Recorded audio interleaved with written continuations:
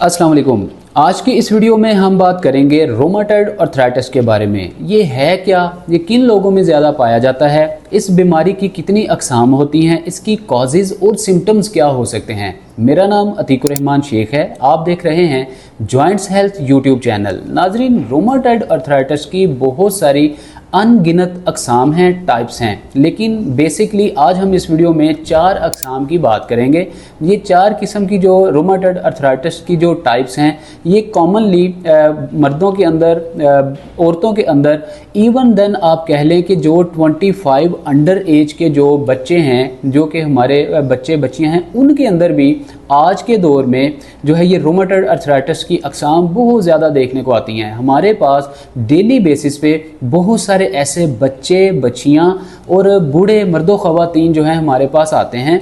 उनमें मोस्टली जो है कॉमन जो एक घुटनों का या जोड़ों का, हड्डियों का जो मसला है, वो रोमाटॉइड आर्थराइटिस का मसला फैलता ही चला जा रहा है। नाज़रीन, रोमाटॉइड आर्थराइटिस एक ऐसी बीमारी है जिसको हम कंट्रोल तो कर सकते हैं, लेकिन इसको हम कभी भी जड़ से ख़त्म नहीं कर सकते। इसकी कोई भी ऐसी, अगर आप एलोपैथिक में चले जाएं, मेडिकल में चले जाएं, आपको कोई भी ऐसी स्टेरॉयड मेडिसिन या कोई भी ऐसी आपको एंटीबायोटिक मेडिसिन आपको नहीं मिलेंगी जिसको हम ये कह सकें कि इन मेडिसिन को आप इस्तेमाल करके रोमाटॉइड आर्थराइटिस जैसे मसले से मुकम्मल निजात हासिल कर लेंगे।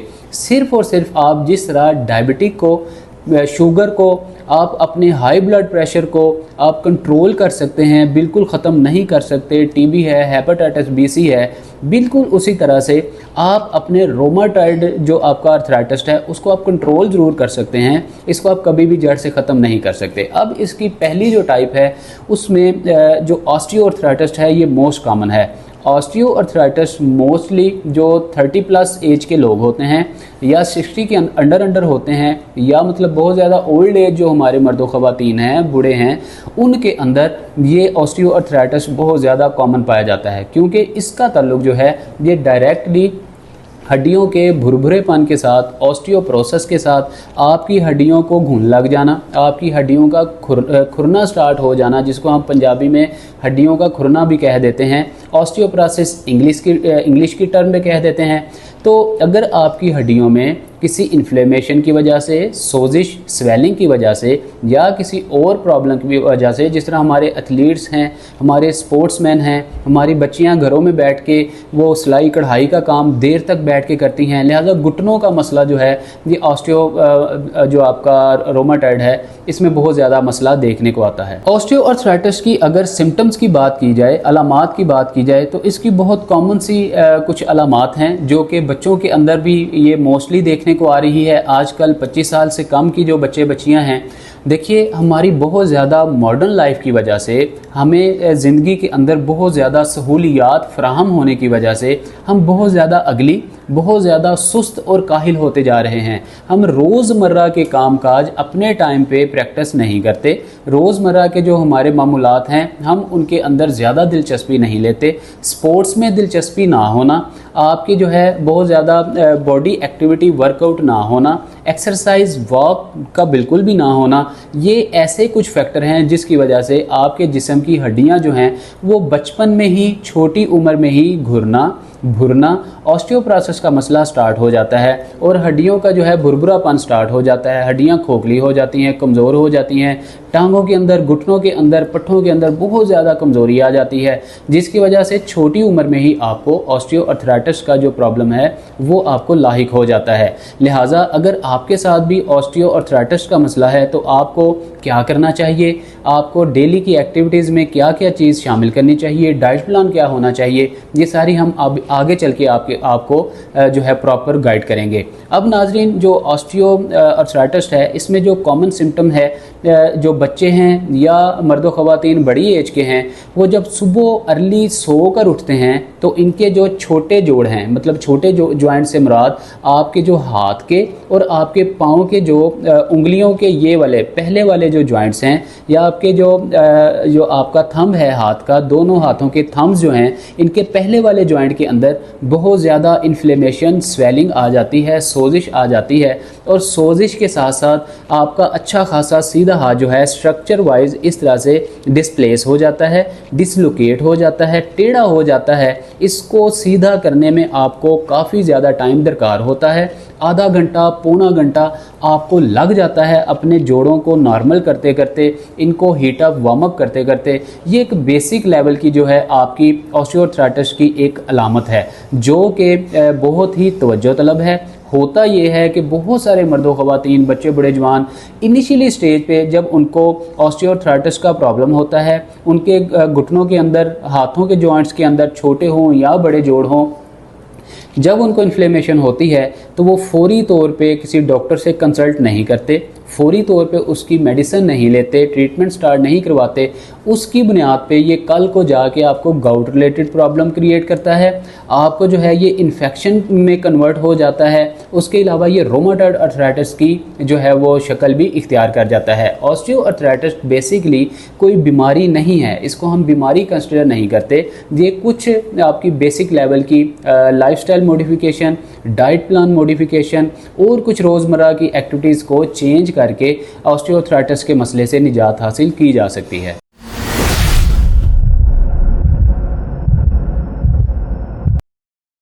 नाज़रीन, अर्थराइटिस की जो दूसरी टाइप है उसको हम ऑटो इम्यून डिजीज़ टाइप कहते हैं। अब ऑटो इम्यून क्या चीज़ है? हमारे जिस्म के सेल्स के अंदर, हमारी बॉडी के ऑर्गन्स के अंदर कुछ सेल्स होते हैं, कुछ ऐसे अल्लाह रब्बुल इज़्ज़त ने मैकेनिज़्म फिट किया हुआ है, चिप्स लगाई हुई हैं, जिनको हम टिश्यू भी कह देते हैं, जिनको हम बॉर्डर वॉल भी कह देते हैं।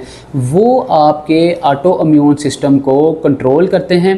आपके जिस्म के जितने भी ऑर्गन्स हैं उनको कंट्रोल करने के लिए जो अल्लाह रब्बुल इज़्ज़त ने मैकेनिज़्म बनाया हुआ है उसको हम कहते हैं ऑटो इम्यून सिस्टम।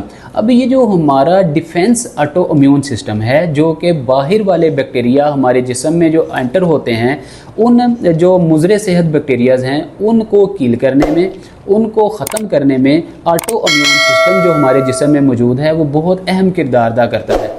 होता कुछ यूँ है कि जब आपके घर का भेदी आप ही को जो है वो नुकसान पहुंचाना शुरू कर दे, तो तब होता यह है कि आपके ही घर को नुकसान होता है। बिल्कुल यही मिसाल है कि आपके जिस्म के अंदर जो ऑटो इम्यून सिस्टम है, जो कि बाहर से मुज़र सेहत चीज़ों को, मुज़र सेहत बैक्टीरियाज़ को, मुज़र सेहत सेल्स को जो है वो आपके ऑटो इम्यून सिस्टम जो हैं वो डिफेंस करते हुए उनको ख़त्म करते हैं।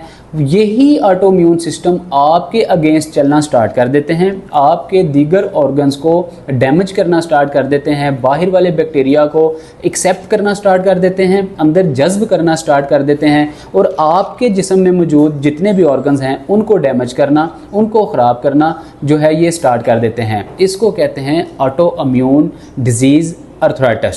ये नाज़रीन एक बेसिक लेवल की ये भी डिज़ीज़ है, इसको भी कंट्रोल किया जा सकता है। ये सम टाइम आपने वो मिसाल के साथ हम अपने पेशेंट को समझाते हैं कि अगर आपका जो है वो A+ ब्लड ग्रुप है, आपको अगर A पॉजिटिव ब्लड ग्रुप ना मिले, आपको A नेगेटिव ब्लड ग्रुप मिल जाए, उससे क्या होगा? उससे ये होगा कि फौरी तौर पे आपका ऑटो इम्यून सिस्टम जो है वो फौरी तौर पे एक्टिव होगा, उसके ख़िलाफ़ जिहाद करेगा, उसके ख़िलाफ़ जो है वो मैदान में निकलेगा और इतनी एफ़र्ट करेगा कि बाज़ औक़ात इतनी एफ़र्ट करने की वजह से दूसरे बाकी ऑर्गन्स से तवज्जो हटने की वजह से पेशेंट की डेथ भी वाक़ई हो सकती है। इसलिए ऑटो इम्यून सिस्टम का बेहतर तरीके से चलना बहुत ज़्यादा ज़रूरी है। जिस वक्त आपका ऑटो इम्यून सिस्टम आपके ही खिलाफ चलना स्टार्ट कर दे, इसकी बेस पे जो डिज़ीज़ पैदा होती है आपके जोड़ों के अंदर, आपके जिस्म के अंदर हार्मोनल इम्बैलेंसिंग की वजह से, उसको हम कहते हैं ऑटो इम्यून अर्थराइटिस। नाज़रीन, ये तो थी 4 मुख्तलिफ टाइप्स ऑफ अर्थराइटिस। अब अगर जिस इंसान को रोमाटॉइड अर्थराइटिस का मसला हो जाता है, अब उसको क्या करना चाहिए? क्योंकि बहुत सारे हमारे ऐसे मर्दो ख़वातीन वो इसी कशमकश में बहुत ज़्यादा टाइम वेस्ट कर चुके होते हैं, मुख्तलिफ़ किस्म की अद्वियात खा के अपना वक्त बर्बाद कर देते हैं, और उनकी ये जो डिज़ीज़ है ये क्रोनिक डिज़ीज़ में कन्वर्ट हो जाती है, चेंज हो जाती है। और बाज़ सूरतों में तो जब रोमाटॉइड अर्थराइटिस उनका वक़्त गुजरने के साथ साथ बढ़ जाता है, उनको बाज़ औक़ात घुटनों के अगर प्रॉब्लम है तो उनको नी रिप्लेसमेंट करवाना पड़ जाती है, आर्टिफिशियल नी रिप्लेसमेंट करवाना पड़ जाती है। अगर उनको जिस्म के और किसी जोड़ के अंदर मसला है, सम टाइम वो ब्लॉक फ्रीज़ भी हो जाता है, वो लॉक हो जाता है, फिर उसका बहुत देर पा इलाज करना पड़ता है, लेकिन वो फिर भी 110% उसको कंट्रोल नहीं कर सकते। इसलिए अगर आपके साथ इस तरह का कोई मसला दरपेश है, आपने इनिशियली स्टेज से ही, जैसे ही आपको आपके छोटे जोड़ों के अंदर, क्योंकि जब भी आपको नाजरीन रोमाटॉइड अर्थराइटिस का मसला बनना स्टार्ट होगा, आपके छोटे जोड़ सबसे पहले पकड़े जाएंगे, आपके छोटे जोड़ों में ही इन्फ्लेमेशन आएगी। ये फर्स्ट साइन है आपके जिस्म के अंदर, जोड़ों के अंदर ये जो है रोमाटॉइड अर्थराइटिस का होना, उसकी पहली जो अलामत है ये सोजिश है। अब आपको रोमाटॉइड अर्थराइटिस में कौन सी डाइट लेनी है, आपको डेली कौन सी एक्सरसाइज करनी है, या आपने डेली बेसिस पे कितनी वॉक करनी है, और आप अपने दीगर बॉडी जॉइंट्स के बारे में मज़ीद जो एक्सरसाइजेज अगर देखना चाहते हैं, आप जानना चाहते हैं, ऑलरेडी हमारा एक यूट्यूब पे चैनल मौजूद है जिसका नाम है अतीकुर रहमान शेख यूट्यूब चैनल। इस चैनल पे जाके पहले तो आप उसकी फैमिली का हिस्सा बने, चैनल को सब्सक्राइब करें, और वहाँ पे आप रोमाटॉइड अर्थराइटिस, ऑस्टियोआर्थराइटिस और दीगर जो इसकी टाइप्स हैं, इसको बजरिया एक्सरसाइज बगैर किसी सर्जरी के ठीक करने की एक्सरसाइजेज आप देख सकते हैं, और फॉलो करके आप सेहतमंद ज़िंदगी गुजारने के काबिल हो सकते हैं। लिहाजा नाज़रीन, ये हमने आपको प्रॉपर गाइड किया। अब हम बात करते हैं कि इसको बजरिया मेडिसिन हम किस तरह से ठीक कर सकते हैं।